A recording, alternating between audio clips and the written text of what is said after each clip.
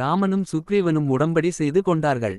சீதையை தேட உதவ வேண்டும், இதற்கு பதில் வாலியை வதம் செய்கிறேன் என்றான் ராமன்.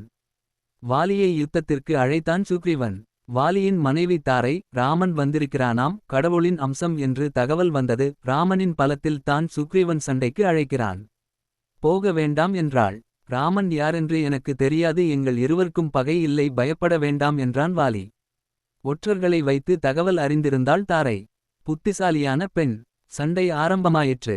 ராமன் மறைந்திருந்து பார்த்து கொண்டிருந்தார். அடி வாங்கி திரும்பி வந்தான் சுக்ரீவன். ஏன் அம்பு விடவில்லை, என்னை கொல்ல எண்ணமா என்றான். இருவரும் ஒரே போல் இருப்பதால் யார் சுக்ரீவன் என்று தெரியவில்லை என்றான் ராமன். இது சரியான பதில் இல்லை. பக்கத்திலிருந்த அனுமனிடம் கேட்டால் சொல்லி இருப்பான். அண்ணன் தம்பியை கொல்ல துணியவில்லை, அதனால் அம்பெய்யவில்லை. பக்கத்திலிருந்த கஜகர்ணிகா பூவை மாலையாக சுக்ரீவனுக்கு போட்டு விட்டான் ராமன். மறுபடியும் சண்டைக்கு போக சுக்ரீவனை மேலே தூக்கி பாறைமேல் சிதறுதேங்காய் போல் அடிக்க துணிஞ்சதும் அம்பு விட்டான் ராமன். வாலி ஆச்சரியத்துடன் கீழே விழுந்தான். சுக்ரீவனுக்கு போன உயிர் திரும்பி வந்தது.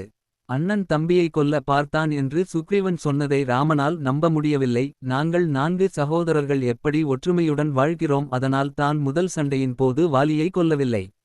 என்னை ஏன் மறைந்திருந்து கொன்றாய், இது தர்மமா என்றான் வாலி.